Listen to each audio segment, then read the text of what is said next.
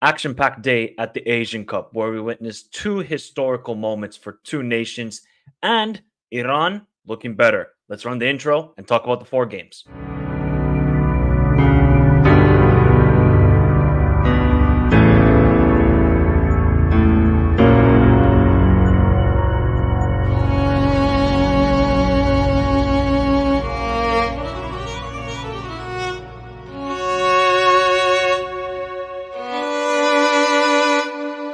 Australia, Australia, Australia. I'm going to say this every time we're doing videos about Australia and the Socceroos. They are not going to be playing pretty. We have to get that fact straight. Nothing's going to be pretty. The lack of creativity on this team is startling. Very startling. Like, they tried to change it again with the striker Yengi, who actually looked lively, and he won the penalty. By the way, that penalty was disgraceful almost. The player is moving away. He has no idea about handling the ball.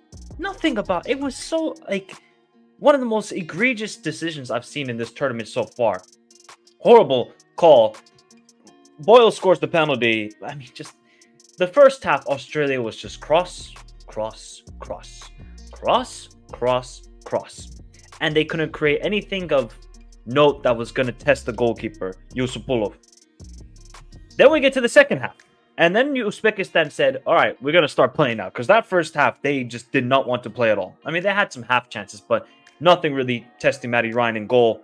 Second half, they moved the ball better. They're keeping more possession. It was looking like the Uzbekistan that we've seen in the first two games. They get a cross into the box. It was a fantastic cross from Mazaryopov. I mean, this guy is an excellent player. He didn't start the game today because clearly they wanted to rest some players like Sergeyev, Matyshopov, Fasulayev as a striker, false nine. It doesn't work at all. The guy was getting eaten up like by Harry Suter. I mean, the height difference between the two players made no sense to play him in that position. And then Turgumbayev with the header to equalize the game 1-1. And then this game didn't have a lot, people. You know, a lot of these Asian Cup games had a lot of action. This one, nothing. I mean, honestly, nothing at times. So 1-1 is, I think, a very, very fair result. So obviously, Australia finished first in the group and Uzbekistan finished second. I mean, what's your thoughts in the comments down below if you're Australian? Are you excited by this team? I mean, I wouldn't be excited, but just knowing that you don't score a lot of goals, you don't concede a lot of goals. So Australia, when they're in the knockout stage, wouldn't be shocked if they win it on penalties or 1-0. Wouldn't be shocked by it.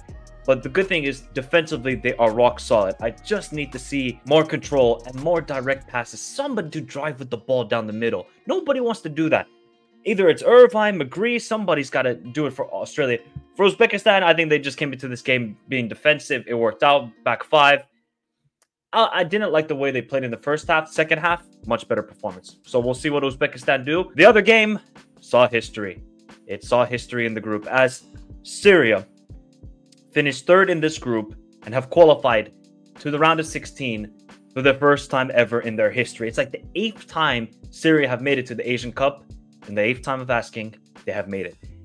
And they fully deserve it because defensively, they are rock solid. Only conceded one goal to Australia. That's it. That's all Syria have conceded throughout this tournament. But today, you saw, okay, India played a good first half. The game, you know, went back and forth. It was a little bit chaotic because both teams had to win the game.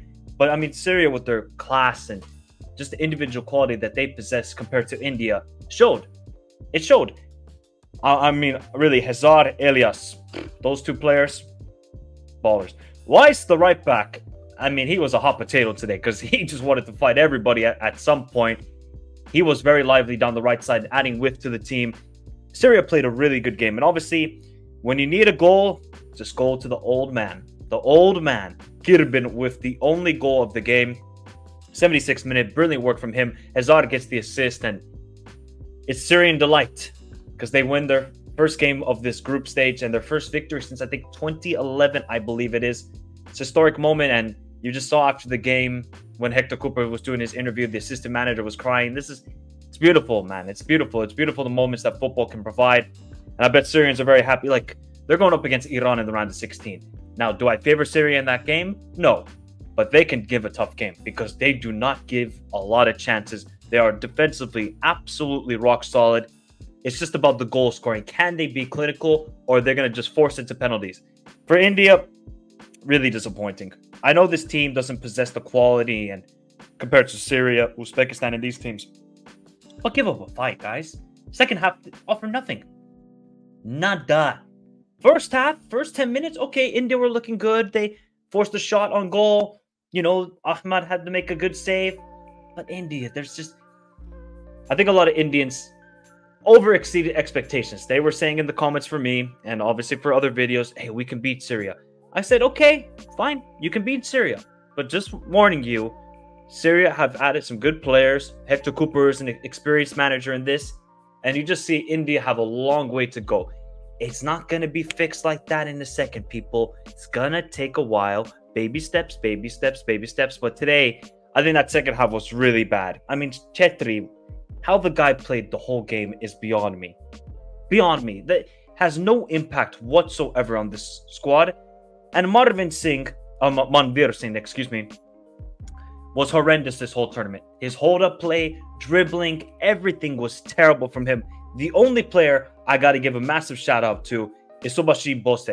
He was an absolute rock today, clearing everything for India as the center back. But you just see there's a long process to go. It's going to be tough.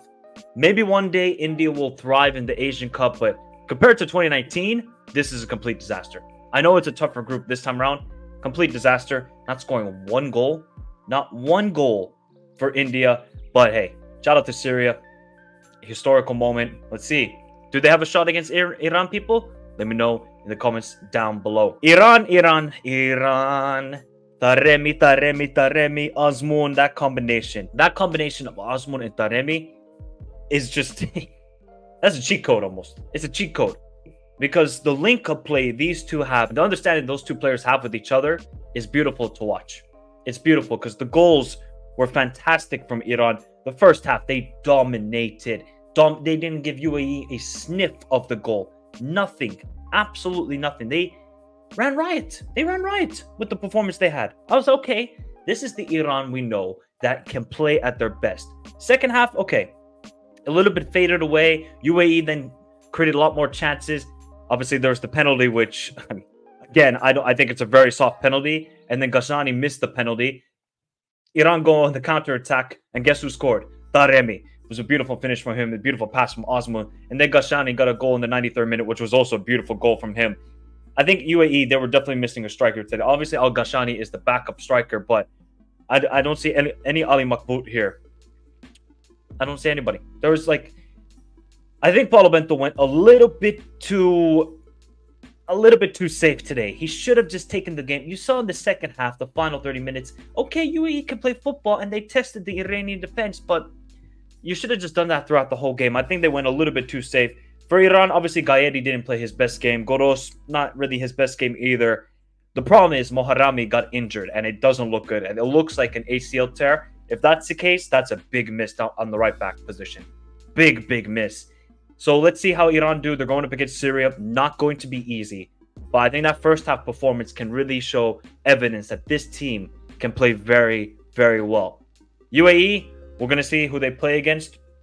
Not going to be easy for them, whoever they're going to face. But I don't have a lot of confidence in this UAE side. Compared to what 2015 were on the counterattack, they were dangerous. Now, I just don't see that same quality for them anymore. So they're going to need I think they're going to need a miracle in that round, in the quarterfinals, because they might get an easy opponent in the round of 16. Quarterfinal, I don't really see it for the UAE, but let me know your thoughts in the comments down below of Iran's victory over the UAE. The final game saw a historic moment, an absolutely historic moment and a beautiful moment. As we always see sometimes in football, as Palestine have beaten Hong Kong 3-0, they have secured their first ever victory in the Asian Cup. And even more remarkable, they have qualified to the round of 16. You know what?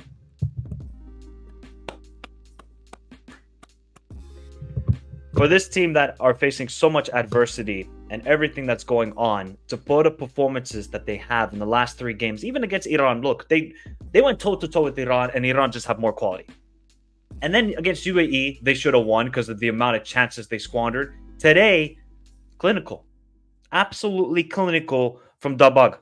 This guy plays his club football in Belgium, and you can just see he was easily the best player on the field today. He was unreal. the amount of havoc he created in the Hong Kong box, the Hong Kong center backs had no clue what to do with him. Absolutely no clue. Every cross, it almost seemed that it was landing on a Palestinian player. It just seemed like that because Hong Kong had no clue how to defend against it.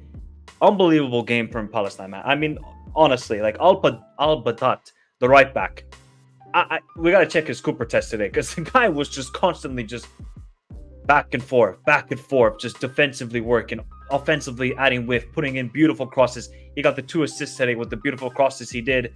And Palestine, I mean, just what a performance. And Karub in the midfield as well. Wow, wow, wow, wow, wow, wow. And then the center back, Mohamed Saleh, because got to give a shout out to him. What incredible sort of leadership from the back and just controlling the defense. Hong Kong didn't create a lot today. I mean, the first half, they had some half chances with like Everton. Then obviously Everton missed the penalty in the 90th minute. That was also a BS penalty. That's never a penalty. How it goes off his shin and then his hand, how that's given as a penalty is beyond me. But hey, ball don't lie. The ball never lies, and he misses the penalty. I think for Hong Kong, it's, you know, it's a disappointing end, and it shows that they still have a lot of work to do, but they should be very proud of their group stage. Nobody had high expectations for Hong Kong. You know, everybody had them in last place. Okay, they're going to get destroyed, maybe 4-0, 5-0 every game. To put up the fight that they have in these 3 games, I know today was a bit of a disappointment. I don't think you can be more than proud of this team. 1, for qualifying, and 2, putting up a fight. Because that's what Hong Kong did in every single game. So I know I have some Hong Kong people in the comments in the last video that I made about them. I think you guys should just be proud. The effort that they have put. I know this is now, okay, we qualify. Next time around, we want to win a game. I think that's the motive and motivation that this FA and all the players need to take heading into the next Asian Cup in 2027. But this is all about Palestine, man. I mean, what a performance. What a performance. I just can't imagine what the players are going through. And to put up performances like this, it warms the soul. It really does warm the soul. And whoever they're going to face in that round of 16, now they could be playing either Australia or Qatar. I think they got a chance against Qatar. Like, if Odai Dobai can just be clinical like this, Palestine have a chance of making it to the quarterfinals. But I'll discuss that more. We'll see who their opponent is. Let me know your thoughts in the comments down below of Palestine's historic victory and also Hong Kong in their first campaign in the Asian Cup for a very, very long time. But everybody, I want to hear your thoughts in the comments down below of all 4 games. What's your thoughts of Iran? Are Australia kind of not looking the greatest? And Syria, do they have a chance against Iran in the round of 16? Remember to hit the like button. Subscribe to the channel if you're new around here. And tomorrow is Group D. So Japan and Indonesia and Vietnam and Iraq. See you all tomorrow. Have a beautiful day. Stay safe in this crazy world. Till next time. Adios.